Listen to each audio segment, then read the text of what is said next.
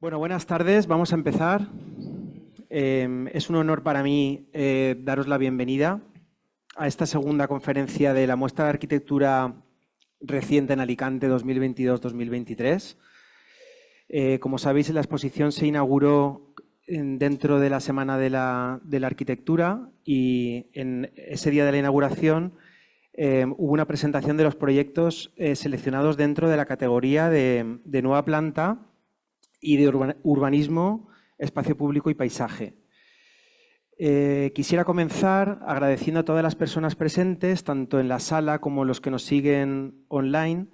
Y bueno, este encuentro es una oportunidad para conocer la arquitectura nuestra reciente de la provincia, de calidad, ¿no? y conocer de primera mano, a partir de todos los compañeros, las mejores prácticas de nuestra profesión. Hoy, además, clausuramos la exposición. Deciros que la selección recoge una rigurosa selección de proyectos que representan lo mejor de la arquitectura. Y, bueno, lo primero, quisiera expresar mi máxima gratitud a los estudios de arquitectura que han colaborado con tanto esfuerzo y dedicación en la elaboración de los paneles y también con las presentaciones en PowerPoint que vamos a ver hoy, ¿no? Este año el jurado, como sabéis, estuvo compuesto por Joan Calduc Cervera, por Rosa Rull Bertrán, por Alfredo Paya Beneito, por Sonia Miralles Mud y actuando como secretario yo mismo, Enrique Abad Monllor. Juntos evaluamos un total de 75 proyectos, de los cuales se han seleccionado los 23 que todos podemos ver en el hall del colegio, y el jurado tuvo la difícil tarea de elegir entre un conjunto de obras de altísima calidad, destacando aquellas que demuestran un profundo respeto por los clientes, por el entorno, por el patrimonio, por el medio ambiente, etc. Bueno, esta tarde conoceremos la segunda mitad de los proyectos seleccionados en esta selección inicial, que forman parte de las siguientes categorías. Primera categoría, obra de reforma, rehabilitación o restauración de edificios o locales existentes. Segunda categoría, diseño e interiorismo. Y tercera categoría, publicaciones y otros ámbitos. Quiero también hacer una mención especial a los proyectos que han recibido un reconocimiento particular por parte del jurado, que entre ellos está, los podéis ver los proyectos fuera, el cohousing de San Juan de Alicante, de Dani Solves, David Moreno y Jolu Durán, la vivienda entre medianeras en Guardamar del Segura, de Bernardo Cerrato, y la sede de FASEFI o FACEFI, no sé cómo le llamáis, de subarquitectura de Andrés Silanes y Fernando Valderrama, de subarquitectura. Estas menciones destacan por su compromiso con la calidad arquitectónica y su sensibilidad ante las problemáticas contemporáneas. Gracias nuevamente a todos por vuestro trabajo y vuestra presencia. Gracias a todo el equipo del colegio, que al final se involucra en la organización de esta muestra. Y bueno, y vamos a empezar con estas presentaciones, que como sabéis tiene el formato un poco incómodo, que a todos nos incomoda un poco de pechacucha. Lo único que os vamos a pedir es que os coloquéis la diadema, porque siempre la calidad del audio es mucho mejor. Y bueno, y cuando estéis listos simplemente me hacéis una señal y comenzamos. Muchas gracias.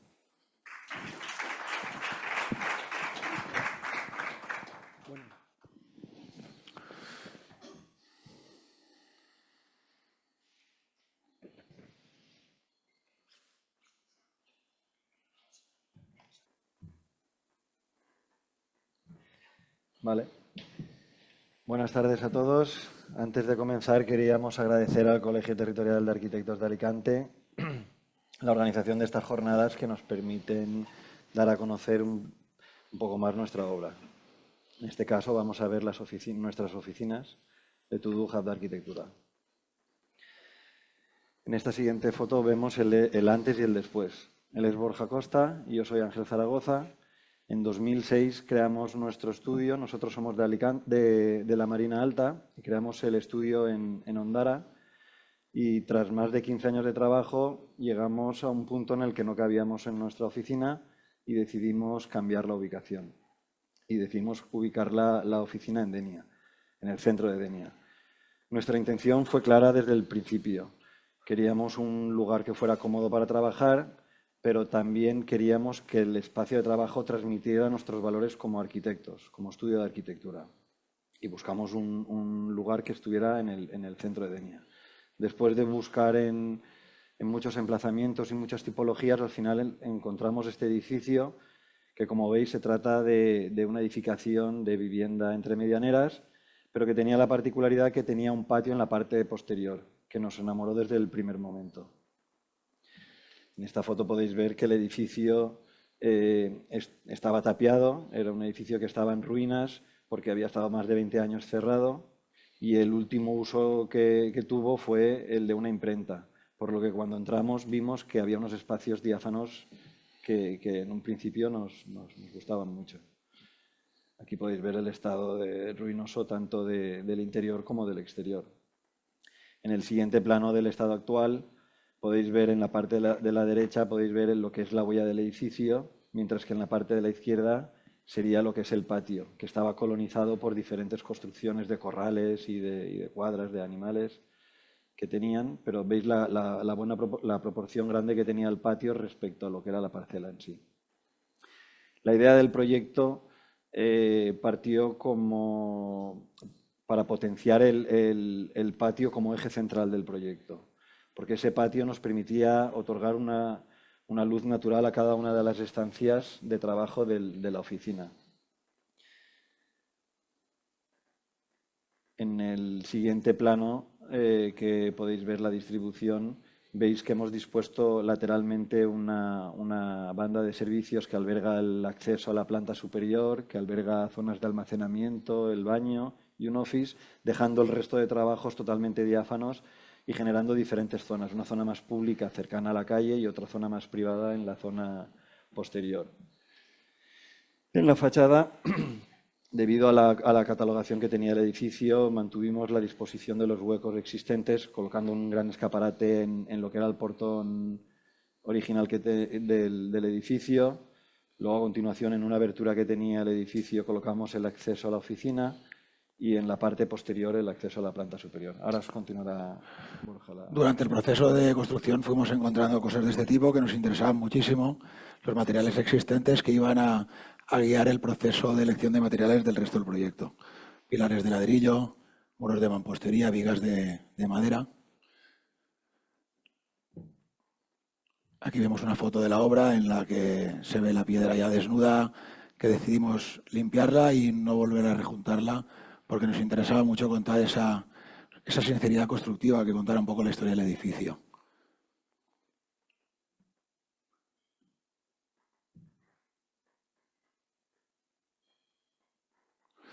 Nos interesaba mucho también, como comentaba Ángel, la fluidez de espacios, la diafanidad y buscamos un poco una transición natural desde la calle, desde lo público hasta lo privado, al fondo, donde eran los corrales, que ahora sería la sala de reuniones, en esa fluidez de espacios, siempre con el patio como corazón de la propuesta.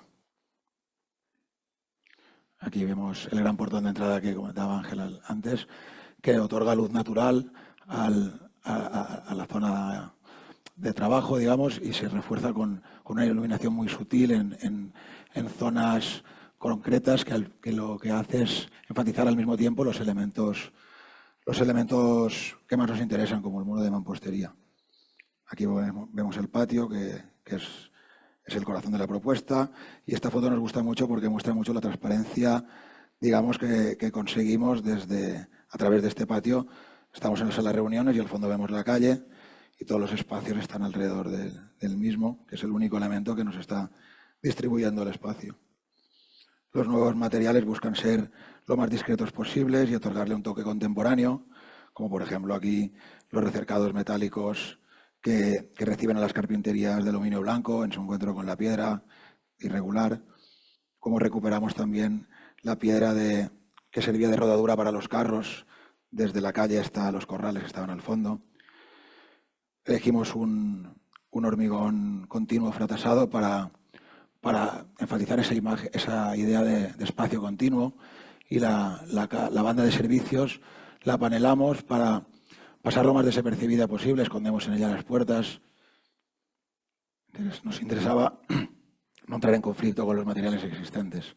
Aquí vemos un poco una imagen en la que se ve esta dualidad, y cómo los nuevos materiales lo único que buscan es acompañar a los materiales existentes en ese afán por contar la historia del edificio, como la fluidez de los espacios, la transparencia, todo se funde en uno.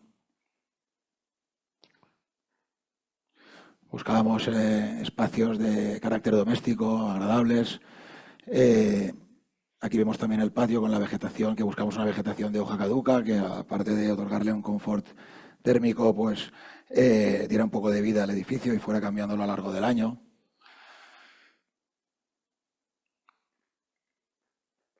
Y nada, al final era, pues, creemos que con nuestra propia casa era la mejor manera de contar a nuestros clientes y a todos nuestra manera de entender la arquitectura, una arquitectura que intenta buscar un equilibrio entre lo nuevo y lo existente, que respeta la tradición y que busca espacios funcionales donde apetezca estar y, en este caso, sobre todo, trabajar.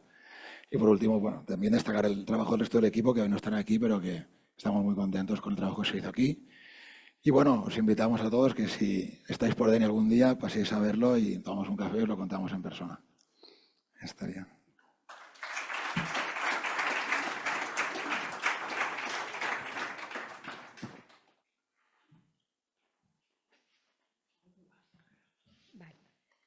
Hola, buenas tardes. Bueno, nuestro trabajo es la restauración de la iglesia de la Transfiguración del Señor en Ibi, y nosotros queremos mostrar aquí todas las fases en las que nos implicamos. Está situada en el casco antiguo, en la zona de Les Costeretes, en una zona baja de la Escorrentía, y este es el estado inicial en el que nos encontramos la fachada norte. Casi todas las fachadas contaban con el mismo problema. Tenían problemas de humedad debido a la humedad por capilaridad en el arranque de los muros, por problemas de recogida de pluviales, e incluso con la utilización de varios revestimientos que han sido tratados en distintas épocas y momentos del templo, algunos con poco acierto, que la mayoría eran de mortero de cemento y que generaba todavía mayores problemas en las humedades de capilaridad. Esta es la fachada principal de entrada al templo. Esta fachada es la sur, la que contempla la puerta de San Pedro. Vuelve otra vez a presentar los mismos problemas y patologías, inclusive todo el cableado y la acometida de la luz con poco acierto entrando por el dintel de una de las ventanas, y decidimos por ello arrancarle todo el revestimiento y empezar a tratar los paramentos desde el original. Trabajamos con morteros de cal que tenían distintas funciones según donde se ubicaban, y entendíamos que una de nuestras funciones era también dar a conocer las distintas épocas o fases en las que había ido creciendo el templo, atendiendo al material de revestimiento que utilizábamos. De esta manera, los muros más antiguos estaban revestidos con mortero de cal. El crecimiento de la iglesia en su crucero en 1780 tiene un aparejo más trabajado, se deja visto, mientras que aquel anexo del siglo XX de la escalera se trabaja con una celosía.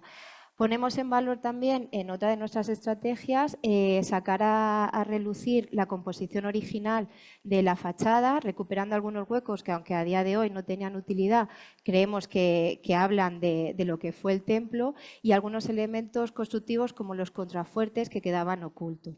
Elementos de decoración como el friso de la fachada principal lo trabajamos también con técnicas tradicionales como el control numérico, pero siempre con materiales que respeten el conjunto del edificio. En este caso era piedra natural.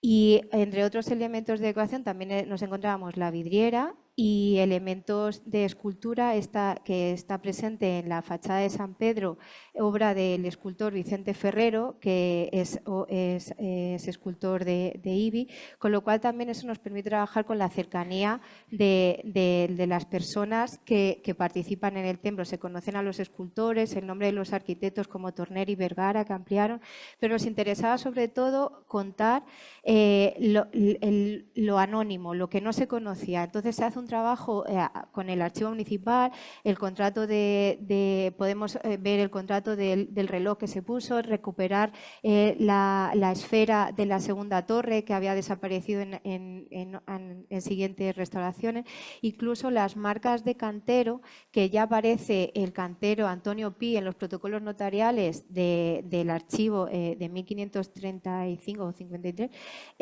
Nos interesaba el tema de dejar vista la piedra que hablase en los muros, incluso los fósiles que encontrábamos, algunas conchas, las marcas de haber utilizado y Cabanilles, que en algunos de los dibujos que hace sobre la villa de Ibi aparece en la iglesia original, que esos muros se utilizaron algunas de sus piedras para reconstruirlos y encontramos algunas molduras, incluso algunas de ellas coloreadas. Todo esto nuestro interés es recogerlo y registrarlo. A la hora de reconstruir también la decoración, utilizamos un sistema de plantillas sobre las originales y nos hacíamos nuestro propio catálogo dependiendo de si formaban parte de cornisas, molduras, dependiendo de la zona donde lo teníamos que ubicar. De esta manera reproducíamos lo que existía en el soporte.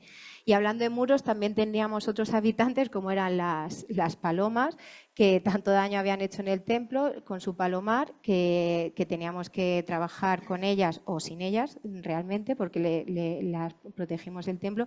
Y también incluso nos encontramos hasta un panal con miel y dentro de los muros.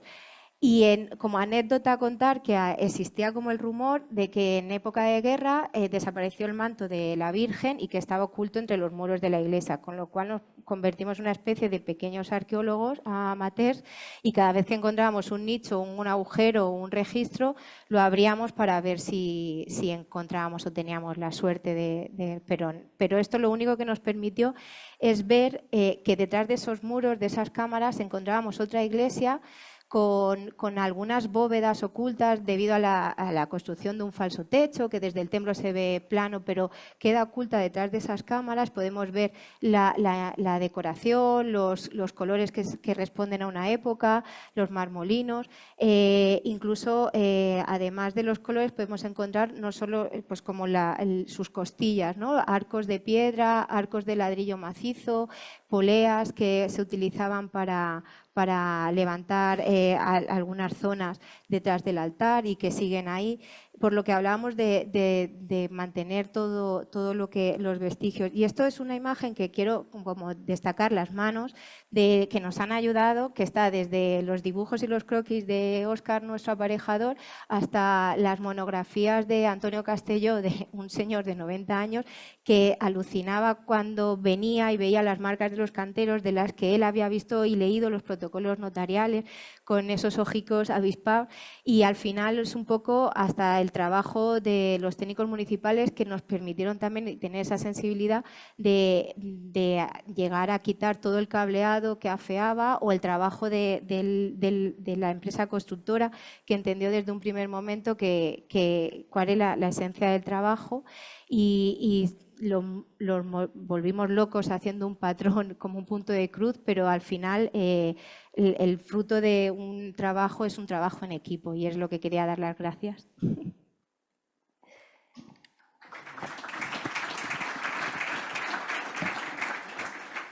Buenas tardes. Agradecer al colegio, como el resto de mis compañeros, en especial a Sonia por todo el trabajo que ha hecho con nosotros y lo bien que nos ha tratado. A Quique, y en este caso también un especial agradecimiento a la paciencia de Mar. Bueno, cuando quieras. Si conocierais a Iván y a Eduvigis, lo entenderíais todo mucho mejor. Son una pareja joven, sonriente, amable, de estos que te llaman por teléfono y no tienes problemas en cogérselo Además son músicos, con lo que ello predispone, ¿no?, a un alma más blandita, ¿no?, que sean capaces de recibir, ¿no?, y nos permiten un poco acompañarles en este proceso más que en este proyecto. Incluso durante el proyecto nace Héctor, su primer hijo, y en muchas ocasiones nuestra oficina se convierte en una sala de lactancia o en un cambiador improvisado, ¿no? Pero ahí hablamos de lo que tiene que ser el proyecto, de cómo tenemos que afrontarlo y de lo que sobre todo ellos esperan, ¿no? Al final es un proceso que arranca en el 2020, aunque se termina en el 2023 con la pandemia por el medio, buscando en el pueblo, en Novelda, de donde soy y de donde son ellos también, buscando esa casa de barrio que además quieren reformar, que es esta que está en el centro, con este mortero de cemento todo humedecido, y que podemos ver que escalona su fachada en dos partes, una de cubierta plana y una de cubierta inclinada aquí mar este lado, con las dos ventanas y la puerta central. Ellos nos piden una reforma, ¿no?, por el tema económico también, que parece que los pueden tener más acotado o aprovechar cosas que existen. Vamos a visitar la casa con el inmobiliario, ¿no?, y enseguida identificamos en aquella planta de estado actual una zona más en gris, que es como la casa original, la que tiene esa cubierta a dos aguas, la que da escala a la calle en la que se asienta, y una segunda planta muy pequeñita, ¿no?, en la parte de arriba, ¿no? Todo apuntaba a que en la reforma de lo que se trataría sería pues de coger esta casa de dos aguas, la más importante, la original, y con este pasillo intentar cambiarlo, darle otra dimensión, ubicar otra situación, ¿no?, pero intentar mantener esa casa y que, igual que en épocas posteriores, en épocas anteriores, esta casa original fue colorizando el resto de la parcela, ampliando habitaciones, estancias, cocheras, y que ahora ya estaban, estos patios habían desaparecido por nuevas cubriciones, ¿no?, pues haber ampliado de una manera más ordenada, ¿no? Sin embargo, cuando nos lo llevamos al estudio y pensamos un poco sobre esta casa, parece que todo se vino del revés, ¿no? Y lo que planteamos fue más bien vaciar la casa original, en la maqueta lo vemos mejor, vaciar la casa original con un gesto, y que esas ampliaciones que se habían hecho por los antiguos habitantes, que fuera la casa, ¿no? De manera que esto que aparece en rosa, que era la casa original, se vaciaría y de una manera nos resolvería también la relación con la calle, esa relación tan complicada que en las casas de planta baja, tener una vivienda en planta baja, la relación con la calle es complicada, ¿no? Entonces, la entrada sería a través del patio nos entraría esta pieza más trapezoidal del salón, comedor, cocina, y luego girando llegaríamos a los dos dormitorios, que es lo que nos pedían, que podría convertirse en tres, ¿no? En la planta superior simplemente aparecía una pequeña estancia donde podían estar los músicos, ¿no? Bueno, cuando empezamos la obra y empezamos a descubrir, a destechar, vimos esta situación de viguetas y listones que parecía que podían incorporarse al proyecto, ¿no? Porque al final les daban escala. En vez de vaciarlo, dejar estas viguetas, porque de alguna manera podrían recordarnos la escala de esa vivienda y nos enturbiaría un poco su efecto, ¿no? Y se incorporaron al proyecto, ¿no? Las viguetas no son las originales porque al final teníamos miedo, ¿no?, de un poco de los parásitos y de la humedad que habían cogido, pero sí que intentamos recoger la escala de lo que teníamos, ¿no? Limpiamos las paredes para reconocer esa pieza original y tratamos la fachada un poco como la recogimos, ¿no? Quitamos este alero un poco ficticio que había, recuperamos los dos escalonamientos de la casa. Ellos se creían mucho más ese patio de entrada cuando podía meter el coche, ¿no? Porque como el que les daba más sentido. Nosotros siempre luchamos para que el coche no entrase, pero como a ellos les justificaba eso, entendimos que sí que podía ser, ¿no? Y utilizamos esta pieza de celosía en fachada que fue como un señuelo, ¿no? Siempre estuvimos dándole vueltas a esa pieza, ellos más que nosotros. Nosotros hubiéramos pensado en alguna pieza más como nuestros vecinos, más artesanal, pero bueno, probamos como una especie de tabiques palomeros, bloques del revés, las piezas de césped. Al final, bueno, Eduvigis, su madre detrás, que se veía, que no se veía, ¿no? Estas cosas que al final hay que poner en acuerdo a mucha gente. Y bueno, como teníamos mano de obra barata, que era el propio Joan, que decidimos poner dos piezas pegadas con siga, que nos daba mayor espesor, que nos apoyaba encima la piedra y que nos podía llegar a cerrar el volumen que abrazaba a este patio que estaba debajo, donde estaba la casa original, ¿no? En la parte de arriba veíamos un poco cómo quedó, un poco cuando cuando la obra se terminó, ¿no? Al final, la casa en esta planta superior, donde solamente construimos este volumen de aquí atrás, que no es más que la reconstrucción del volumen original, la casa sí que emerge con esta cubierta inclinada destechada, que un poco hemos visto en el origen, ¿no? Cuando limpiábamos, ¿no? Y aporta un poco a los vecinos, porque esa iluminación por la noche que siempre está, los vecinos sí que la perciben, ¿no? Y a la propia calle, que es una calle de barrio, aunque está orientada al sur y tiene buena orientación, pero es una calle un poco anodina, ¿no? No tiene ningún interés. El interés está en ese patio que ellos quisieron sacrificar como parte de la casa, porque es un volumen importante que al final pasa a ser del proyecto, ¿no? Yo creo que esta casa al final es una casa de un solo gesto, este vaciado, y también de una sola foto. Yo creo que esta podría ser la foto que representa el proyecto, ¿no? Con esta relación. Y sí que destacaría el imbornar del centro, la recogida de las pluviales, esa pieza chiquitita que está en el centro, que no es más que cuatro pavimentos, cuatro baldosines hidráulicos que encontramos por casualidad cuando la mini estuvo entrando dentro del suelo que pisamos y se hundió. Y apareció un suelo debajo del suelo original que nadie nos esperábamos, que queríamos haber rescatado muchas más piezas, ¿no? Pero al final nos dio para hacer una cenefa de 4 y de alguna manera rescatarlo y subirlo a la superficie, ¿no? Y quedar un poco como ese vestigio de lo que siempre estuvo ahí, que le daba asiento a la casa en el sitio en el que estaba, ¿no? Interiormente la casa no es más que su relación con el patio. La relación con la calle, como veis, es a través de esta celosía en la estancia principal por arriba. No hay una relación directa, simplemente entra la luz del sur. Y en la parte de atrás de este panelado, que estaría el despachito, que sí que tiene una parte más bajita, ¿no? Pero no es más que la relación de una parte con la otra. En cuanto a la materialidad, interiormente utilizamos un sistema de viguetas de madera, pero porque el grupo de albañiles que teníamos, los 3 albañiles, eran capaces de hacer la pequeña cimentación, el refuerzo de muros, poner las viguetas de madera, los bardos, y con 3 albañiles pudimos hacer la casa completa. O el pavimento es, como hablamos con Ivo antes, pues es un resto de un vecino que tiene conocido, que nos puede suministrar material de calidad, bueno, pues de una manera fácil de poder incorporarlo, ¿no? Bueno, y al final este proceso, que siempre son tan largos los que utilizamos, que el propio Héctor, que habíamos visto en una foto inicial, que era un bebé, termina siendo ya un niño de 3 años que es capaz de entrar a su habitación casi solo desde el patio. Bueno, pues nada, muchas gracias. Bueno, agradecer al equipo del Colegio de Arquitectos la organización de la muestra. Y aprovecho este foro interno del mundo de la arquitectura para agradecer a la familia Vidal, especialmente a Ivo, por haberme padrinado desde hace 15 años cuando salí de la escuela y haber sido mi cordón umbilical con la profesión, porque si no, pues me dedico a otras cosas y hubiese perdido por completo el contacto con la arquitectura. Y simplemente agradecerlo, que siempre era una deuda que tenía con él. Vale. El Mas de Sant Pèrius es una masía tradicional ubicada en el Valle de Polop, que es el corredor ecológico existente entre la Sierra de Mariola, el Parque Natural, y el Parque Natural del Carrascal de la Font Roja.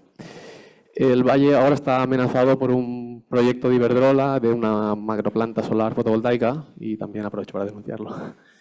La masía está orientada hacia el valle y tiene unas vistas espectaculares de todo el interior de la sierra, de las montañas del interior de la provincia de Alicante. La Font Roja, el Menejador, Aitana, la Serrella, Almudaina y el Montcabrer. El estado actual que recibimos en el proyecto es una edificación que acumula 3 siglos de construcción de distintas generaciones acumuladas, y se nos encarga dar una nueva dimensión al edificio que proyecte un poco la identidad de la familia propietaria y de la generación actual de la familia propietaria, sin borrar el pasado ni congelarlo en un estado previo. El dibujo con mucha precisión y exactitud nos otorga la medida y el orden del edificio y nos permite conocerlo y saber diferenciar lo superfluo de aquello que realmente es esencial en el edificio. Por ejemplo, dibujamos cada una de las viguetas en su exacta posición, ángulo, y tipificando todos los forjados por su tipología. Es un edificio histórico con cierto pasado y es difícil no encariñarse con él, pero al final es un enfermo que hay que amputarle miembros para poder incorporar el proyecto, y es importante la fase de demolición para que aparezcan las cosas que realmente tenían valor para nosotros. El proceso de demolición, sacamos 700 metros cúbicos de escombro, de pavimentos, techos de cañizos, un montón de cargas muertas que existían sobre el edificio y se sustituyen por un refuerzo estructural de hormigón armado que conecta de manera colaborativa los forjados existentes que se utilizan como encofrado perdido y se genera este sistema colaborativo de losa de hormigón. Nuestro proyecto tiene dos ideas y dos actuaciones clave. Una es el patio y otro es la escalera. El patio pasa de ser un patio totalmente residual, de cría de animales y funcional, a ser un patio de estancia, de vivencia, de grandes luces, 11 metros, con hormigón armado. Y la escalera que cose todos los forjados que acometen y une distintos edificios y genera que el edificio pueda funcionar de manera unitaria, porque hasta este momento habían sido diferentes edificaciones aisladas en torno a un patio de animales. No hemos proyectado desde el programa, sino que hemos ido adaptando, hemos dado un programa coherente a los espacios que desde el proyecto nos iban surgiendo. Y bueno, hemos construido una envolvente térmica, tanto en cubierta como en cerramientos, y tiene una eficiencia energética A en una edificación pues, de más de 200 años de historia. Ahora mismo es la sede de una explotación agrícola y tiene 3 viviendas y una serie de espacios comunes que utilizan todas las viviendas.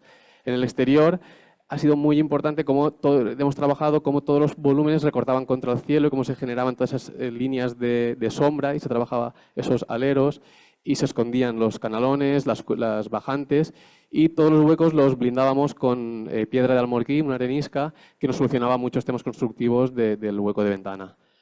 El plano de cubiertas se ha trabajado como un alzado más, puesto que es muy visible desde las montañas del alrededor y además de recuperar la teja existente, se ha incorporado el barro cocido para todo lo que son las cubiertas planas. Ahí también vemos la piedra almorquí y Casanova en los aleros.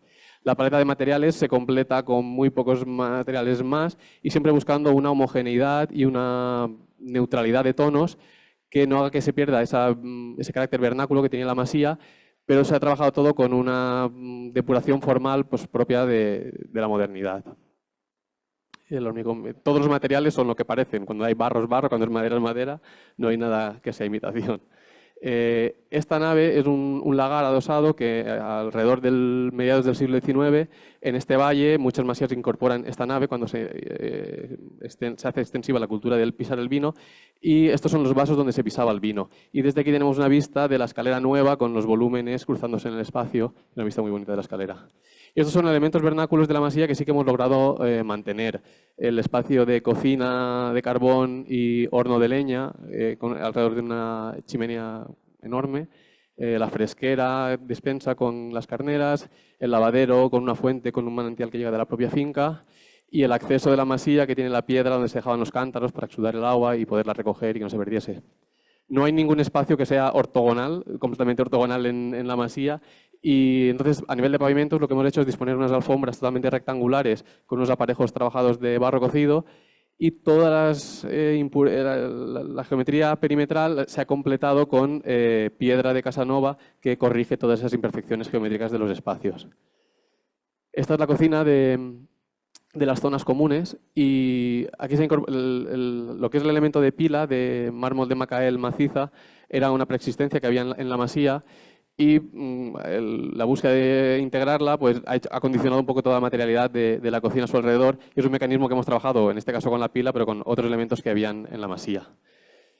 En el interior, a nivel de paleta de materiales, son los mismos materiales, el barro cocido se hace extensivo a los cabezales de las camas, la piedra de caliza de Casanova nos sirve para hacer los platos de duchas, las mamparas y todos los elementos cercanos al agua. Y la iluminación con unos perfiles LEDs integrados en el espesor del yeso y cuando se apagan pues desaparece lo que es la electricidad de la vivienda. También en el proyecto nos pedían cómo abastecíamos de agua la vivienda, había un pozo y una balsa de riego. Lo que hemos hecho es esa balsa de riego generar 2 vasos, abajo un aljibe y arriba una piscina. Y de manera domotizada y automatizada se gestiona el agua del pozo al aljibe y con un grupo de presión a la vivienda. La piscina amplía la playa con una plataforma de piedra de almorquí que integra el lavadero, la fuente, la ducha Y como el resto del proyecto busca no meter elementos que distorsionen o excedencias que daten y fechen la actuación en un momento contemporáneo, sino que, o igual que las puertas de cochera. O sea, el reto del proyecto era cómo interveníamos en esta masía, resignificándola, actualizándola con los actuales estándares de construcción y calidad y requerimientos, pero sin que nuestra intervención contuviese elementos que la marcasen, y se ha buscado esa temporalidad que garantizará pues, que la masía permanezca en el valle con cierta dignidad en futuras generaciones. Y eso es todo.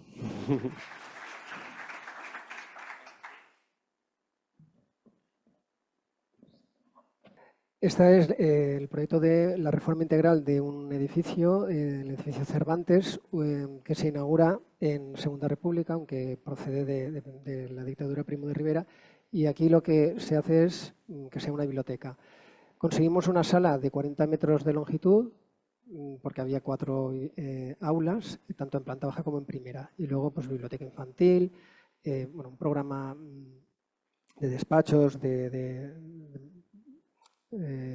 sala de actos. Pero bueno, concentramos en la derecha todo lo nuevo. A la izquierda tenemos la escalera vieja y a la derecha tenemos los aseos, el ascensor y la nueva escalera.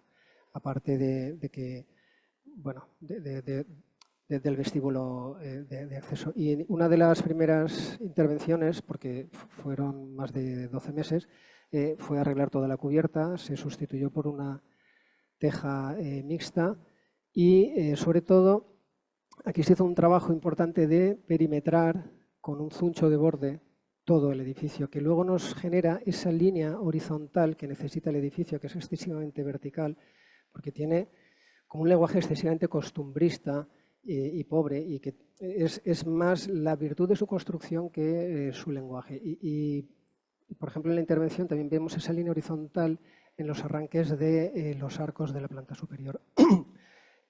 También la idea de masicidad, ¿no?, de esta rampa que contrasta con la ligereza de la barandilla, que estuvimos viendo que, pues, qué proporción debía de tener adecuada, ¿no?, de acero y de piedra, y que además recupera un jardín que había entre el edificio y la calle. Y bueno, yo diría que esta es la intervención más importante del edificio, porque trasladamos lo que es un dibujo originario bidimensional de la madera, ¿no?, con la división en cuadrados, a un formato tridimensional, un brise-soleil, que le otorga profundidad al hueco y que contrasta por los 4 centímetros que tenemos con los vierteaguas de 20 centímetros. Bueno, también las 2 puertas de acceso en sendos porches son, pues, recercadas con 4 centímetros de piedra de Udecona, y la puerta es de Iroko, de tablas de 6 centímetros. Después de esta puerta ya accedemos al edificio y encontramos ese primer vestíbulo donde en el eje visual tenemos la puerta de la sala de la planta baja, la sala de lectura. Luego la escalera de 3 tramos nueva, porque además la altura es muy elevada, son casi 5 metros de una planta a la otra. Entonces exige también, por otra de normativas, pues, el que no sean más de 2,25 metros de altura cada tramo. Y en este segundo vestíbulo podemos ver ese juego de planos del primer tramo de piedra de Udecona, con ese segundo plano al fondo que da el acceso a la zona de aseos.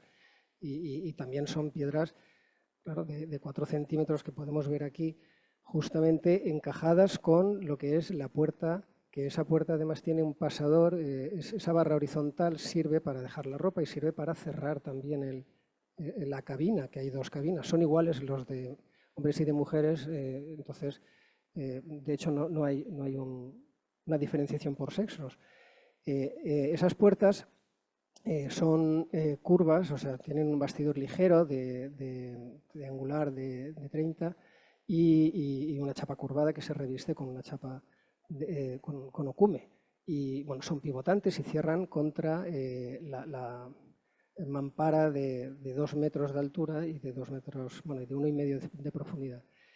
Esta es la sala superior, la sala de lectura, donde, pues, la intervención se reconoce a través de ese muro que tiene todo el trasdosado de instalaciones que vemos arriba, la impulsión, el retorno, tenemos por debajo, en ese hueco de 10 centímetros, y todas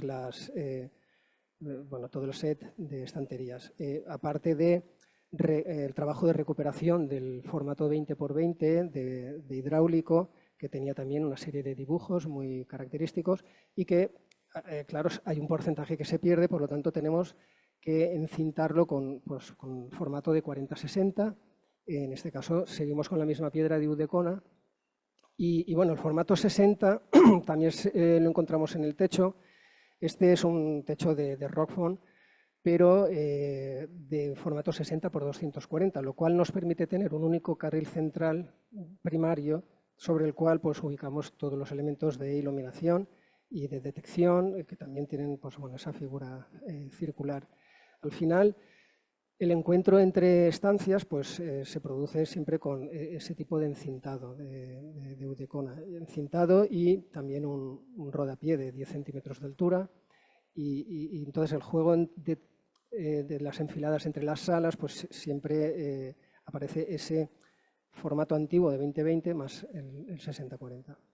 Donde no hay rodapiés, en la escalera, que esta parte que es más aérea, pues la estructura es la propia zanca, que es un chapón de 20 milímetros de espesor recortado con láser, y luego las verticales son pletinas de 5 milímetros por 20 y el pasamano superior un cuadradillo de 20×20, que contrasta con la suavidad y la delicadeza de esta pieza de 4 centímetros, donde tiene ese rebaje curvo en ambos lados para que la mano pueda deslizarse suavemente, y entonces la calidez del material también implica esa calidez del tacto.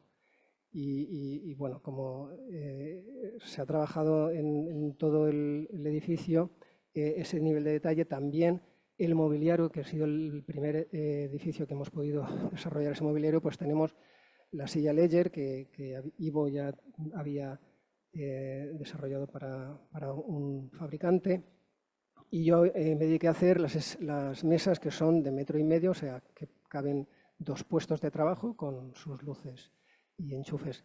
Al final, la modulación, pues podemos verlo perfectamente aquí. Tenemos la puerta de 1,20 pivotante, 60×40 del pavimento, 20×20 del hidráulico, y las estanterías de 1,20 y submódulo de 60.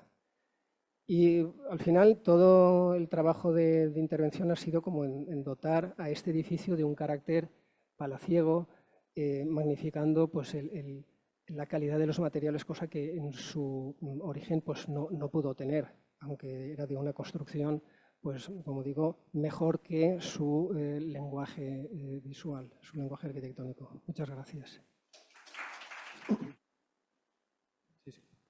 Hola, buenas tardes. Bueno, esta obra yo creo que es una de las obras más difíciles que hemos hecho nosotros. Yo creo la más difícil, la verdad. No hemos hecho muchísimas, pero esta fue rápida, eso sí. Pero bueno, aquí os situáis. Esto es el Centro Comercial Panoramis, que está en el puerto de Alicante, y es una construcción bastante reciente. Y el proyecto consistía en incorporar unas oficinas, que son las de FACEFI, FACEFI, aquí se puede decir de las dos maneras, que tiene una condición bastante particular, que es que por una parte son el interior de unos cines existentes, o sea, una caja de un volumen muy grande, de 10 metros y totalmente cerrada, y una parte que es prácticamente pues esta terraza cubierta con un vidrio, ¿no? Es verdad que es un edificio reciente, entonces es muy difícil. Lo habitual en rehabilitación y reforma es que tienes como esta manera de atarte al edificio, ¿no? O jugar por contraste o ver... Pero aquí era muy difícil porque el edificio es verdad que ya tiene un lenguaje como bastante contemporáneo y no teníamos muy claro cómo intervenir.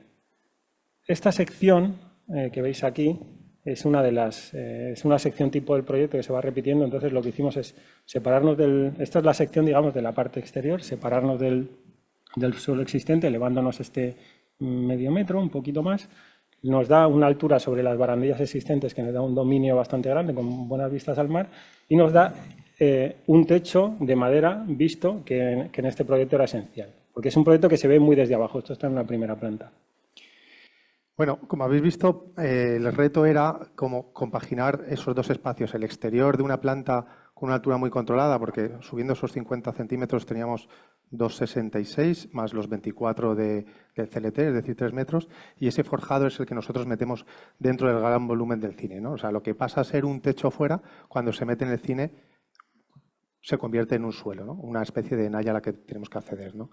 Entonces, constructivamente esto planteaba un reto, primero porque había aquí estos dos pilares que veis que bajan hasta abajo, que en proyecto, en los planos originales de Panoramis eran HB 240 y luego eran empresillados, ¿no? Entonces, esta historia de cortar pilares se nos complicó un poco, ¿no? Entonces, porque los pilares empresillados no aguantaban bien la compresión. Y como sabéis, al final, en esta nueva cercha, los nudos superiores aumentan la compresión y rompían los pilares metálicos, que lo que tuvimos que hacer es rellenarlos de Sicagrut, que es una especie de cosa de hormigón que aguanta muchísimas megapascales, y los de abajo reforzar la estructura, ¿no?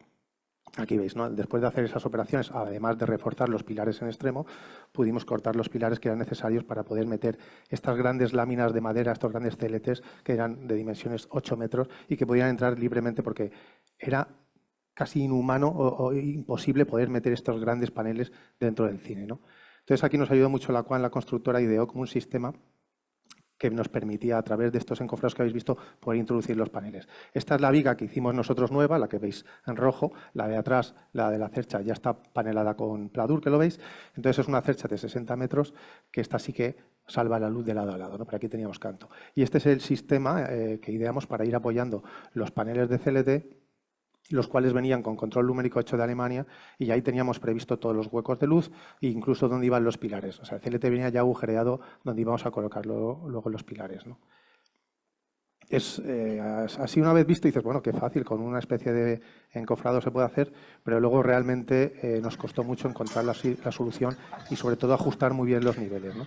Aquí veis, es bastante impresionante estos paneles de 8 metros con estos sistemas de ruedecitas que ideamos para poderlos meter dentro, y una vez que se metían dentro se cosían con estas vigas HB 240 que las cosían en ángulo, ¿no? Y los pilares era una cosa como muy divertida, había un pilar metálico, los iban poniendo, que ideamos esta cabeza de pilar para poder soldar la viga descolgada superiormente, no quemar la madera, que nos hacía de tope, aquí lo veis. No, pues montas un pilar en 10 segundos, eso es una cosa así como un poco friki. Y esa cabeza lo que te permite es luego soldar la viga transversal que corta, ¿no? Aquí veis un poco todo el enjambre de vigas superiores, y una cosa que a nosotros era pretendida desde el principio, esta gran fisura, esta gran hendidura de este forjado, que es un suelo que se mete dentro del cine, con estos dos pilares cortados con mucho riesgo y sangre, sudor y lágrimas, pero que pensamos que compensaba esta cinta de vidrio que recorre todo el perímetro de las oficinas, ¿no? Aquí veis un poco la imagen, que cuando entras ahí de repente este forjado que te va acompañando por la zona del espigón se convierte en este gran volumen y genera otra escala, ¿no? Esto era la zona más de trabajo colaborativo, donde a ellos no les importaba trabajar en conjunto, y en la zona del espigón eran más despachos, con lo cual podíamos compartimentar más, ¿no? Y al final el protagonista es este techo, es prácticamente, nosotros decimos que es como un proyecto de bricolaje, es casi como hacer una mesa, ¿no? Y el suelo lo hicimos una moqueta gris, que tenía que ver también con el gris que asomaba fuera de hormigón de esa plataforma horizontal, y el forjado con su color de este tan bonito, sin ningún tipo de falso techo, sin ningún tipo de canalización, ni aire acondicionado y nada. Todo eso iba en ese paquete de más 50 que teníamos en el suelo, ¿no? Poco imágenes finales. El techo tenemos previsto unas lamas, pero bueno, al final generamos este juego con estas luces al tres bolillo, un poco generando esta especie de falso techo lumínico, ¿no? que nos rebajara un poco este ambiente tan industrial. Y esta es una de las imágenes como más potentes, que veis cómo esta incisión y cómo esta madera entra y se convierte dentro, como en este forjado, y cómo el suelo también sale este hormigón, y nos levantamos del existente, que es este hormigón, un hormigón impreso bastante feote, así como con un color naranja. Y nosotros lo que hacíamos era un poco evitar ese problema, y es lo que ha contado Andrés, de subirnos por encima de la barandilla, de manera que la gente que está trabajando realmente es como que la barandilla existente esa desaparece, ¿no? La pieza de la recepción, que era una pieza que nos ayuda para ordenar este espacio tan grande del espigón con los cines, que es una especie de pieza como muy amable, muy cómoda, muy fácil de recorrer. Detrás tiene unos pequeños aseitos, y aquí se plantea recepción, y era un poco la que dirime los tránsitos entre la zona larga del espigón y la zona de los cines. Y el techo siempre presente, que aquí lo veis, como no queríamos tampoco poner luces, ¿no? Un poco, siempre veis ahí la luz indirecta y estas lámparas Ptolomeo que convencimos al cliente para, en vez de tener la típica luz agujereada en la madera, sino una buena lámpara de calidad, que todos conocéis, que alumbrará directamente cada dos o tres puestos, ¿no? Y un trabajo también de instalaciones para que prácticamente se vea todo desapercibido. Y bueno, el otro día pasando los dos, después de una reunión que habíamos aparcado ahí, dijimos, es que este proyecto es para verlo desde abajo. Es una cosa que en el proyecto no lo teníamos tan claro porque accede mucha gente al parking de Panoramis y al final sí que la madera como protagoniza todo el espacio y se ve esa sensación de flotabilidad añadida también por los vidrios curvos y por esta cinta de vidrio, ¿no? Gracias.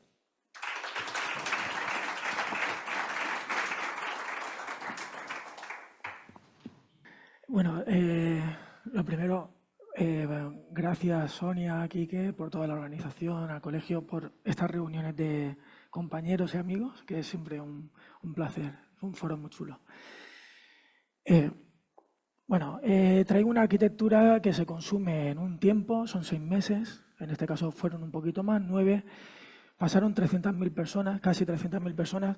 La usabilidad, cometimos algún error, por ejemplo, se usa moqueta y se desgastó.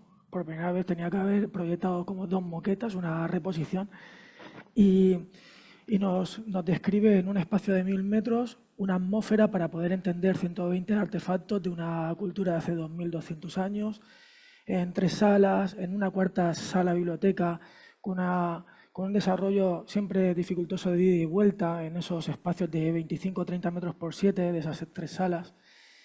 La primera sala, bueno, nos trae a la historia que es esa cultura de hace 2200 años de Qin, del primer emperador que unifica China y que en esta primera sala se quería traer ese espacio tumultuoso de la unificación, cuando de 7 reinos empieza a cortar cabezas y termina unificando lo que es la figura. Es una figura que en China desaparece hasta mucho después, hasta la Edad Media, pues está muy mal, pero ha surgido con potencia en este momento porque es el símbolo de esa unificación actual de un país potente, ¿no?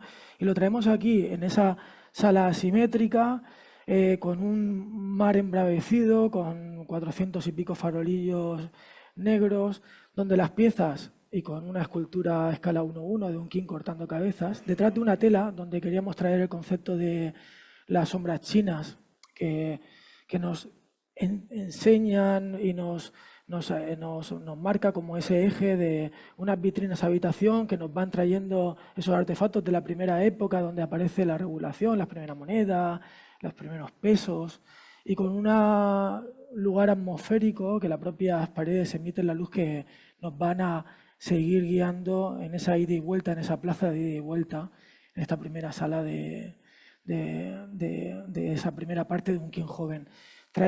Tuvimos la dificultad de que tuvimos un comisario chino con el cual no tuvimos comunicación, imposible. Empezamos en el 2019, 20, 21, el COVID fue terrible, pero es que encima no te contestaban nunca. Con lo cual tuvimos otro segundo comisario español, Marcos Martinón, que está en Londres dando clase, y sí que aportó una parte científica que contribuyó a traer una tecnología que nos daba como pequeños gags de comunicación. Aquí esta segunda sala lo que trae es un Qin ya aposentado en ese país ya estable, donde el eje del carro, los pesos, los edictos, en ese recibir en la sala simétrica y en otro estadio intermedio antes de la muerte, y otra vez esa sombra china de una pieza que a escala 1:1, pero que te recibe en la sala, va a traer en ese backstage, en los primeros pasos de ese camino hacia la muerte en un carro a escala 0,5, en ese último viaje.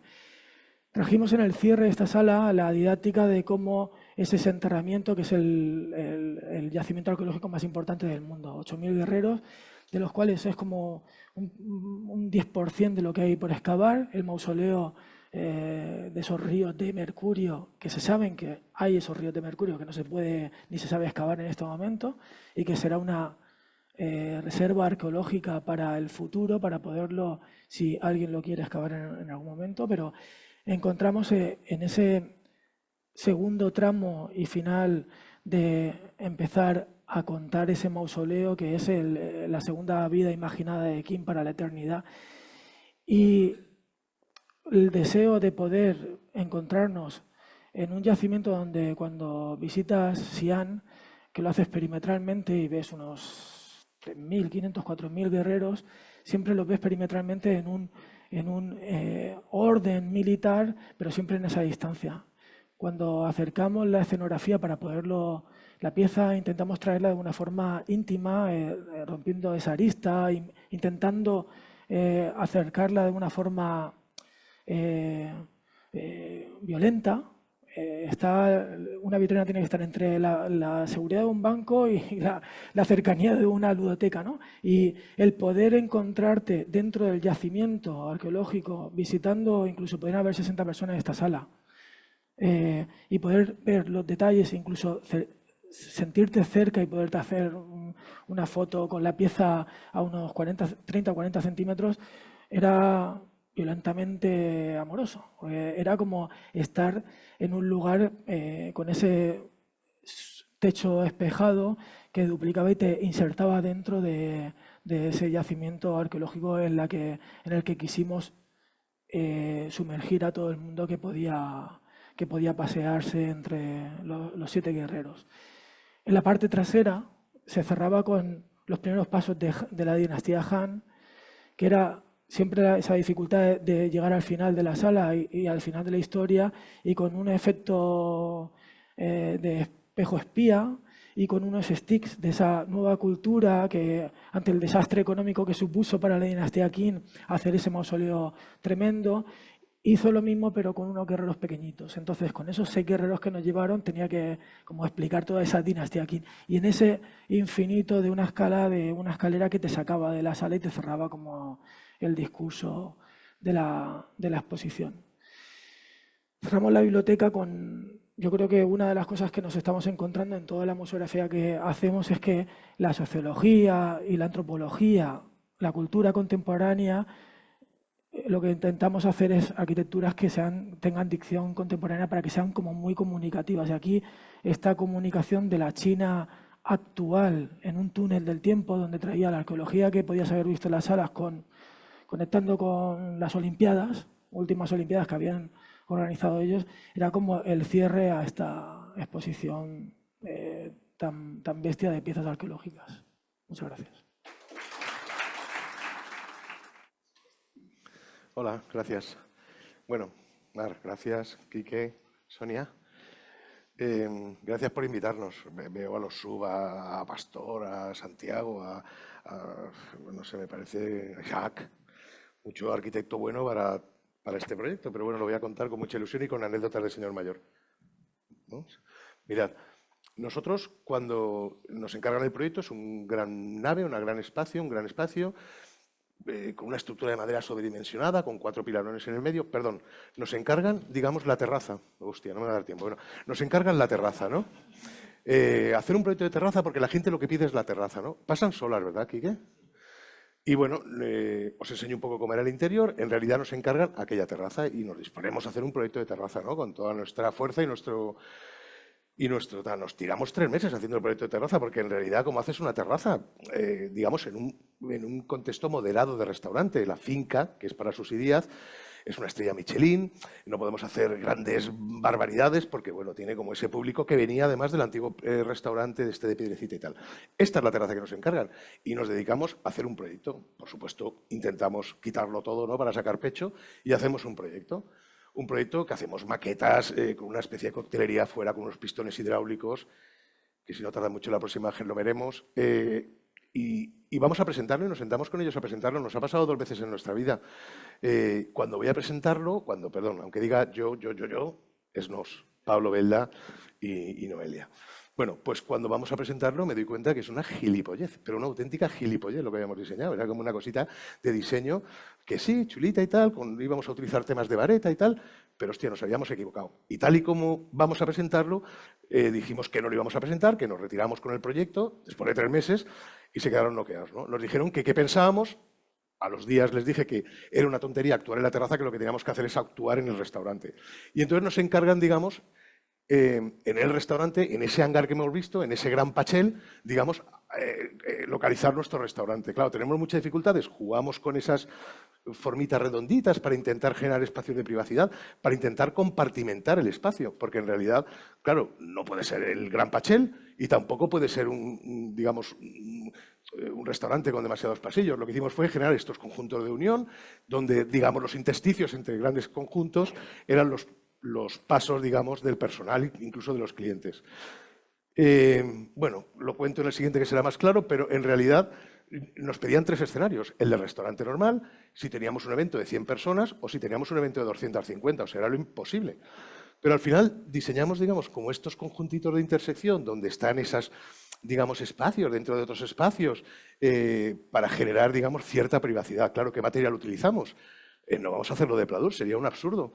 Tendríamos que buscar un material translúcido, ¿no? Y dimos con estos tejidos de aluminio maravillosos, que los hemos visto en muchos sitios, pero accedimos a ellos a través de unos chinos, bueno, un rollo terrorífico, y con esto confeccionamos, digamos, todos espacios, ¿no? Yo creo que sale ahora una planta donde contábamos muy bien cómo estaban confeccionados esos espacios de cortinas que albergaban espacios interiores y que además podías deslocalizar y hacer el local más grande, en principio pensado para 70 cubiertos, pero que lo pudiéramos convertir para grandes bodas y banquetes, que nunca se hizo.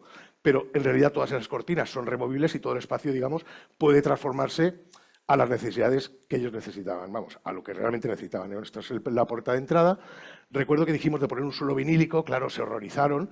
Dijeron que un suelo de PVC, que cómo íbamos a poner en una estrella Michelin. Ese día que íbamos a defenderlo me quedé dormido y pensaron que me había enfadado, que esto es una letra muy bonita. Nos llamaron a los 3 días, bueno, lo hemos pensado, sí vamos a poner el pavimento de PVC, que fue un acierto, porque en realidad es un pavimento de un color fresquito, que además continuaba con el jardín exterior, y lo que hicimos es penetrar y conquistar todo el restaurante con ese verde plasticoso maravilloso. Y luego, bueno, pues aquí está un poco como hicimos, ¿no? Compartimentamos con cortinas y, digamos, con ese mismo lenguaje hicimos las guías de las cortinas, pero también creemos que en un restaurante lo importante es una buena iluminación, una buena acústica y la comida que se da, por supuesto, ¿no?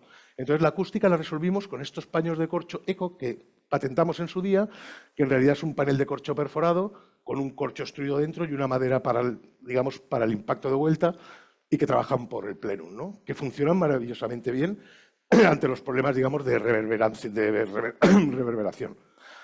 Hicimos una gran barra en un extremo de 14 metros que lo utilizan, de coctelería, que sí que hacen cócteles, pero claro, solo en 2 metros. Y bueno, todo el espacio, digamos, está confeccionado con esas cortinas y, bueno, con esas guías de iluminación, que también seguían como el mismo patrón, y con esas piezas de corcho, que era el material acústico. El mobiliario era fantástico, bueno, lo hicimos con un carpintero, las sillas las eligió nuestro querido José María, que no le hacían caso para nada, eligió las sillas que eran maravillosas, que se han roto casi todas, pero bueno, son chulísimas y tienen mucho que ver con, digamos, su antiguo restaurante y con la tradición. Esto es un poco todo, las fotografías las hizo David Frutos, que es maravilloso, como todos sabéis, y esto es, ¿no? O sea, conseguimos esa privacidad, ¿no? Sin embargo, estás como expuesto a todos, ¿no? Y además ver la actividad detrás de la actividad, ¿no? Con esa transparencia de la actividad. Y es maravilloso, ¿no? Ver cómo esa secuencia, digamos, que se va difuminando a medida que vas queriendo ver todo el local. Y te sientas en la mesa y realmente crees que estás solo, ¿no? No lo estás, pero la acústica es fantástica, lo que no hay esa gran, digamos, reverberación de el sonido está controlado y genera esos espacios de intimidad. No sé si quedan más. Falta el aire, he subido corriendo y no he podido soltarlo desde entonces. Bueno, luego ellos tuvieron aportaciones en dirección, todas estas cosas de los techos vegetales, que eran maravillosas, que la aportaron ellos. Además fueron un cliente maravilloso, ¿no? O sea, súper educado, siempre apostando en dirección. Y la verdad es que para ellos fue un gran shock. No sé si conocíais la finca antigua, pero no tenía nada que ver con esto, ¿no? Aún así es una operación, digamos, moderada y controlada, ¿no? Pero funciona muy bien. Metimos esos fogonazos de colores, en fin. Este es un poco el proyecto, chicos. Fíjate que las fotos son maravillosas, estas que hizo David Frutos, pero no acabamos de contar bien el espacio, ¿no? Se cuenta mejor allí. Es tremendo, ¿no? Allí se percibe mucho más, ¿no? Sobre todo esa secuencia, ¿no?, de actividad a lo largo de toda la profundidad. Por supuesto que todo el mundo pedía la terraza para comer o para cenar, la terraza ya no la quiere nadie. O sea, y eso que está ligada al jardín. La gente lo que quiere es estar en toda esta melé, ¿no? y en eso estamos muy contentos. También diseñamos unos carritos que no hemos enseñado, que eran chulísimos, pero que no funcionaban, ¿no? Y eso... bueno, esto es un poco todo. Claro, aquí hemos cometido el error de meter la foto donde se ve el pilar en primer plano. En realidad, esos 4 machones de pilares de madera que soportaban esa superestructura están muy disimulados en el proyecto. O sea, acabas no viéndolos, ¿no? Pero justamente os hemos enseñado, digamos, la verdad de nuestra tal, porque deberíamos haberlo ocultado, ¿no? Porque está todo muy oculto. Bueno, esto es. Gracias.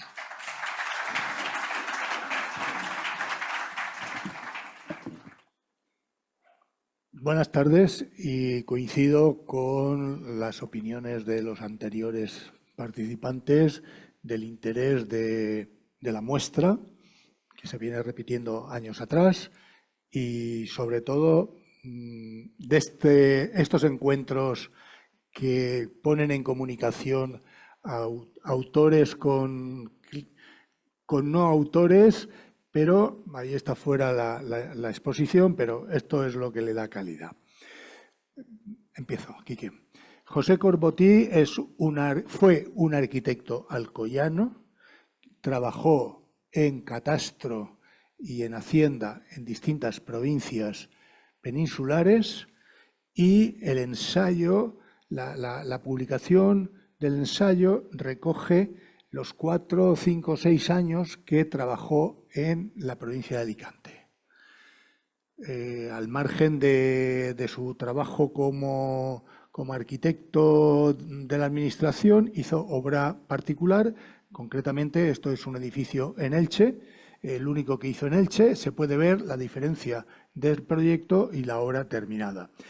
Corbatí estuvo muy influido por la arquitectura centroeuropea, fundamentalmente, como se dice aquí, moldura Hoffmann. Pues lo escribe y lo dibuja en este proyecto de, bueno, buena parte, o lamentablemente buena parte de la obra de Corbatí ha desaparecido. Pero, bien, ¿qué tiene de interesante? Pues la frescura de correcciones, de añadidos sobre la obra delineada, que además tiene una delineación muy peculiar y recurre a la delineación y rotulación también con un lenguaje y con una escritura muy particular. Esto es en Elda. La obra, hemos empezado viendo una obra en Elche. En Elda tiene varias y el mayor número se encuentra en Alicante, pero como digo, o arruinada o desaparecida. Por lo que os estaba diciendo, la calidad de la delineación, muy influido por también, aparte de la arquitectura centroeuropea, austríaca, por el Art Deco también del momento, como se puede ver en los dibujos estos, y sobre todo en la caligrafía con la que hace las rotulaciones de estos edificios. Este edificio ya es en Alicante, los anteriores era en Elda, proyectos que no se han conservado o se encuentran absolutamente maltratados, como este, que está en la calle Padre Mariana, y que, bueno, hay detalles que evidencian el tratamiento de esa arquitectura centroeuropea. Bien, esto es un ático que se llega a la conclusión que fue su vivienda y estudio. Como dice aquí abajo, veis que dice delineación y arquitecto. Es un ático con sobreático. Y la delineación ya de figuras absolutamente geométricas planas, de paños tersos. Esto es un jardín hoy desaparecido.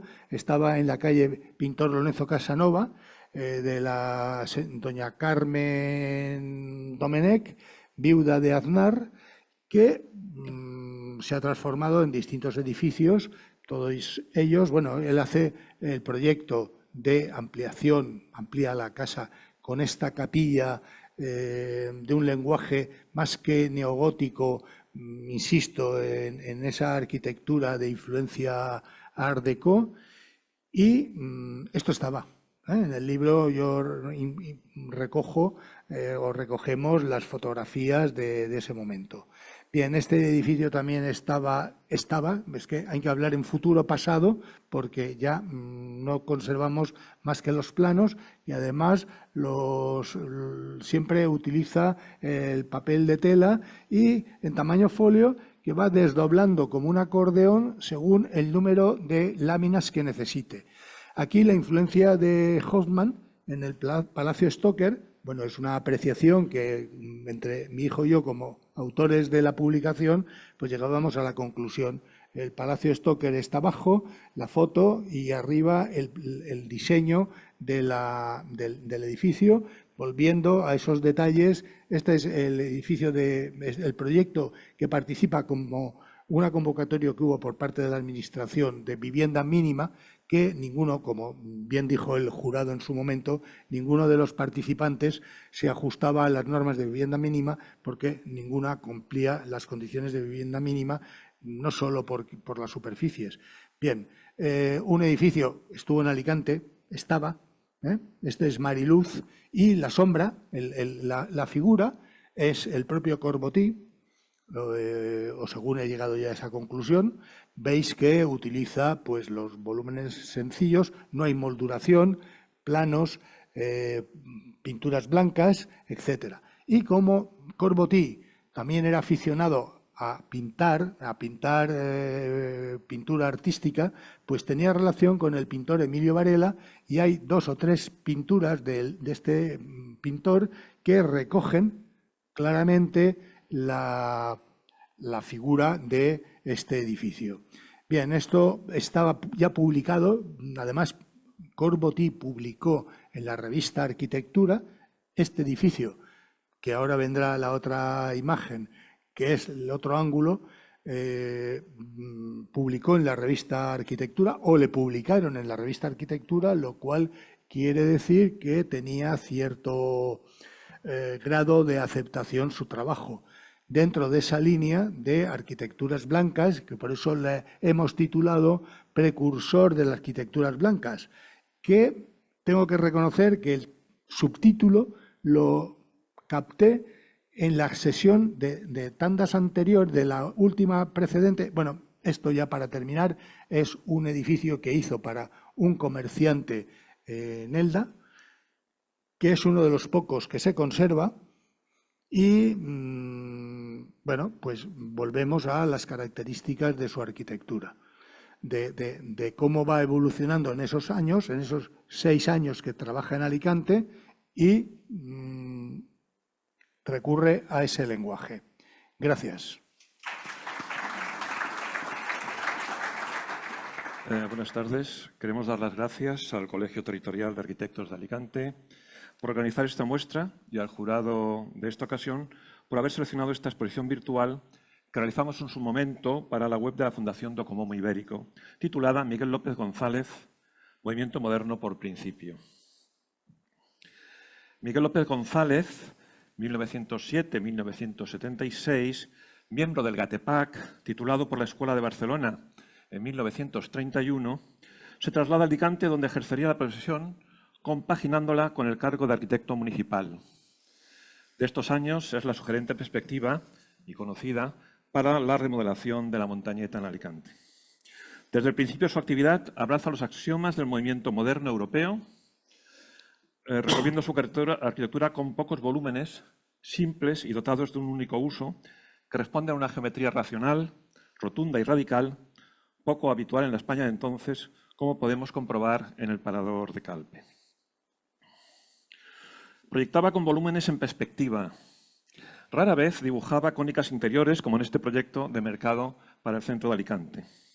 La desnudez de los paramentos, a base de superficies lisas, pero tensadas, impactaron en la sociedad de su época por la sobriedad de sus formas sin referencias historicistas. Atento a todas las innovaciones tecnológicas y materiales, su producción de casi medio siglo destaca en el panorama valenciano y en el nacional como un moderno periférico, coherente en sus planteamientos de vanguardia, como atestigua el antiguo Instituto Provincial de Higiene. Pero, seguramente, junto a la Adriática, la obra más impactante de su primera época sea el Sanatorio y Casa de Reposo de Nuestra Señora del Perpetuo Socorro, de una contundente modernidad no muy frecuente en la España de los años 40 del siglo XX, cuya materialidad higiénica y de un blanco radiante anunciaba con claridad su uso sanitario y asistencial. ¿Quién diría que esta obra, cuya planta articula 3 prismas con rótulas curvas, dispuestos orientando las vistas de las habitaciones hacia el mar, no está ejecutada con pórticos de hormigón armado o de estructura metálica, sino que lo está con muros de mampostería porque el hierro escaseaba? Antes de ser depurado por el régimen franquista, a Miguel López, de talante moderado y liberal, le dio tiempo a proyectar 2 de los más emblemáticos hitos en memoria a los muertos de la Guerra Civil: la cruz en Alicante y el monumento a los caídos de la Vega Baja en Agua Amarga, ambos sobrios y casi atemporales. Estando apartado de la oficina municipal, junto al arquitecto de Madrid, Manuel Muñoz Monasterio, y contando como dibujante con Miquel Abad Miró, ganó el concurso para la remodelación de la rebautizada como Plaza del 18 de Julio, hoy del Ayuntamiento. Un concurso para el que se elaboró una maqueta que permitía visualizar la amplitud del nuevo gran espacio público porticado, una variación del tipo de las plazas mayores castellanas, y que tendría repercusión mediática en un monográfico de la Revista Nacional de Arquitectura en 1950. Bien, pero también, perdonad, sin embargo, es a partir de los años 50 cuando Miguel López se reencuentra con las corrientes internacionales. De 1954 es la ingrávida concha de la explanada, que todos conocemos. De 1957 el sensual pavimento del mismo paseo, que imitaba las olas del mar, y así lo contaba él. De 1959 la radical casa sacerdotal, y de 1962 es el Colegio de la Sagrada Familia de Elda. Un colegio que representa a otros que también hizo o dirigió, como el de huérfanos ferroviarios, el de los jesuitas y el juniorado de guardamar, y que se disponía en planta de Y, donde cada brazo se amoldaba a la orografía y se especializaba en un uso. Aulas, salones de actos y residencia estudiantil. 3 bloques articulados por la rampa que habéis visto. Por otro lado, es muy probable que la arquitectura de mayor superficie que jamás proyectara sea la factoría para el aluminio ibérico, donde sistematizó la estructura a partir de pórticos de hormigón que modulaban sus distancias entre apoyos de 10, 15, 20 y 25 metros de luz. Sin embargo, un nuevo frente de trabajo se abrió a mitad del siglo cuando a los extranjeros que nos visitaban se sumaron los españoles, que comenzaban a tener vacaciones en verano, y los bloques de apartamentos turísticos comenzaron a erigirse por doquier, por todo el litoral y no solo en Playa de San Juan. Una de sus características, y que todos gozamos y luego terminamos por acristalar, son sus inmensas terrazas. Fue esta arquitectura turística y hotelera, erigida sobre suelos vírgenes, donde la arquitectura del movimiento moderno, bien orientada, prismática, abstracta y sin patios, encontró el terreno fértil para su implantación.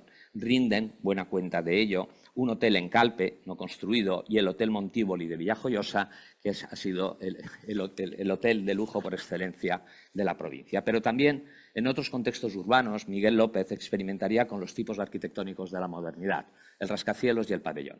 Este es el caso del primer rascacielos de Alicante, de 1961, el Hotel Gran Sol, aunque 2 de sus 4 caras del estilizado prisma sean inmensos murales.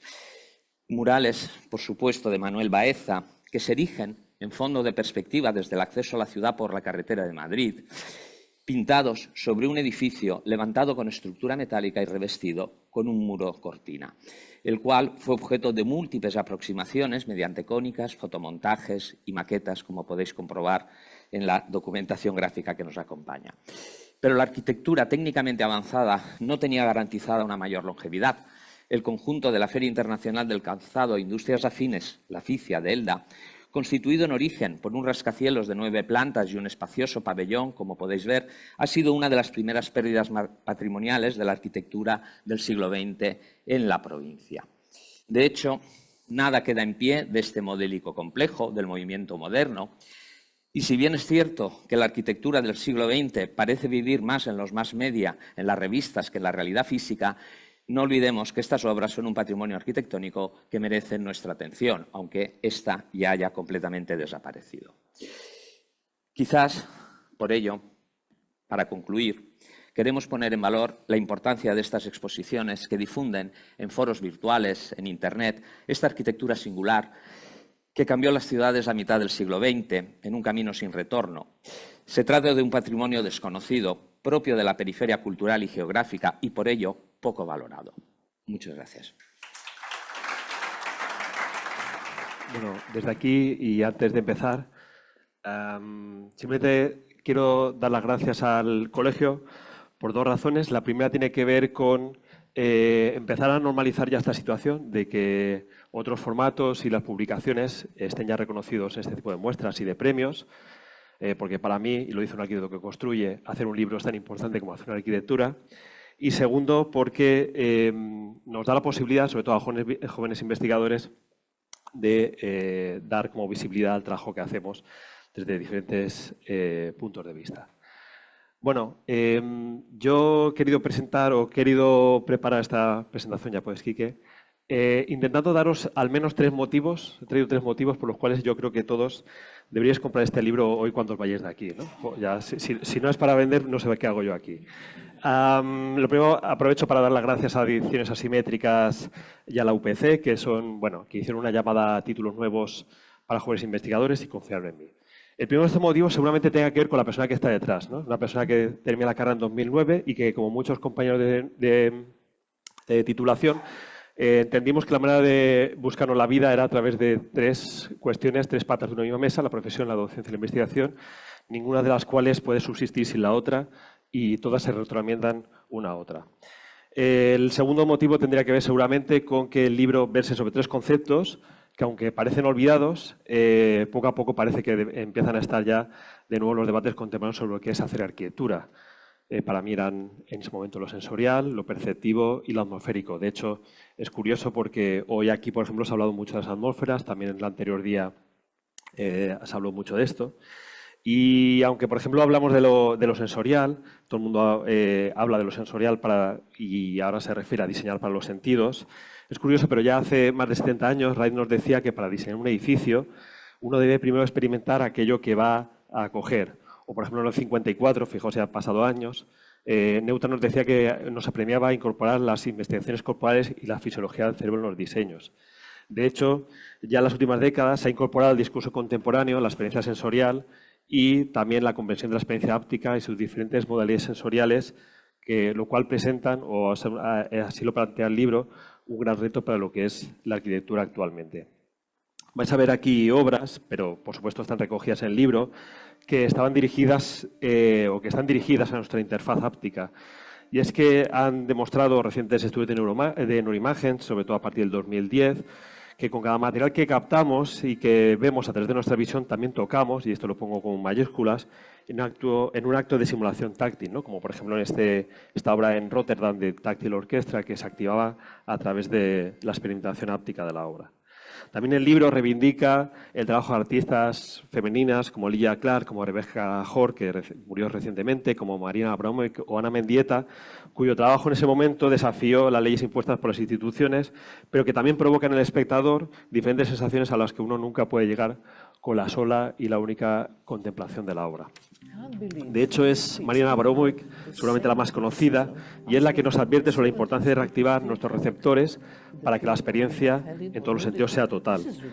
Para experimentar su obra, como por ejemplo en esta obra de Underabilia, los participantes tienen que usar sus cuerpos y sus sentidos. También el libro hace, por ejemplo, un alto en el camino o reivindica la obra de León Ferrari, un artista argentino que en 2004 hizo esta obra sobre la que escribe un poema cuyos versos describen el cuerpo desnudo de una mujer. Aquí lo que hace el autor es tipear una obra cuya experimentación no solo incluye el tacto, pero también activa la memoria, el recuerdo, la imaginación y convierte toda la experimentación de la obra en una experiencia corporizada a todos los niveles. También el libro se sumerge en la importancia de la luz, algo también que reivindica la neuroarquitectura, ya que de alguna manera incide en cómo artistas como por ejemplo Naumann, Wheeler, Irving o Norman han estado siempre interesados en la luz invisible o, como ellos definen, la luz perceptible sobre la mente.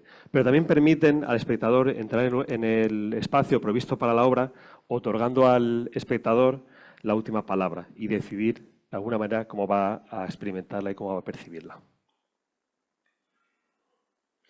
Estas propuestas, las propuestas que nos anuncian nuestros artistas, pero que también han sido recuperados en la arquitectura, nos hacen cuestionarnos incluso la propia validez de la percepción visual, hasta el punto de que sus ambientes hacen que la luz se apropie y transforme las características físicas del lugar, pero que también se sirven de sus propiedades físicas para desarrollar el propio espacio arquitectónico.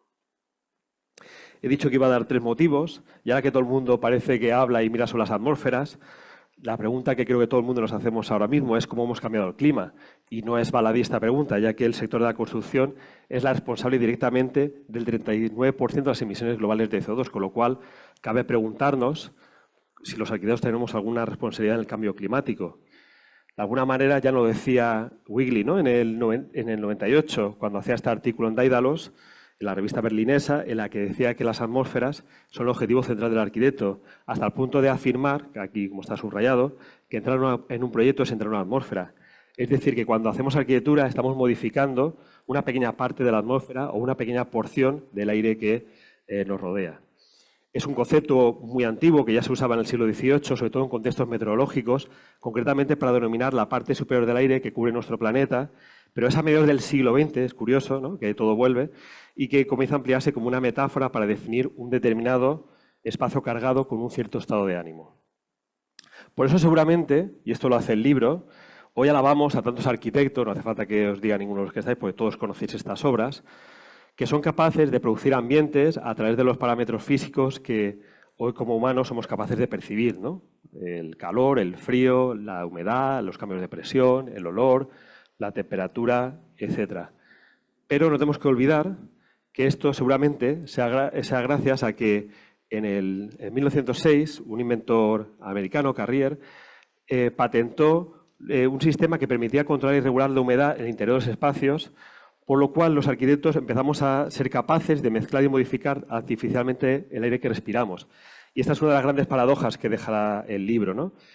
Que sea el aire acondicionado el que permita liberar la arquitectura de su dependencia del entorno. Algo parecido a lo que experimentaba Truman Burbank, ¿no? Como en esta escena final del show de Truman, en el que él se encontraba un escenario específicamente construido para él, lo que podemos decir en términos arquitectónicos, una atmósfera perfectamente pautada y condicionada. Con lo cual, la gran paradoja, o una de las paradojas que deja el libro, es preguntarnos si realmente el mundo o la arquitectura es como un gran interior perfectamente acondicionado, respirable, etcétera, etcétera. Solamente unas preguntas que nos podemos hacer hoy aquí es que, por supuesto, pero a base de consumir energía y de emitir CO2. Y es que las cualidades ambientales y atmosféricas de la arquitectura son hoy una realidad que no debe ser ignorada y son, y me aventuro a decir que serán, siempre objeto de diseño para alcanzar de forma consciente objetivos políticos, comerciales, etcétera, etcétera. Si después de esas 20 diapositivas pues no os he convencido de que compréis este libro, bueno, tenéis otras 135 obras que están catalogadas, recopiladas. Hay una entrevista súper interesante con Juhani Palasma que apareció ahí al principio de la charla y nada, os invito a que lo leáis y lo disfrutéis. Muchas gracias.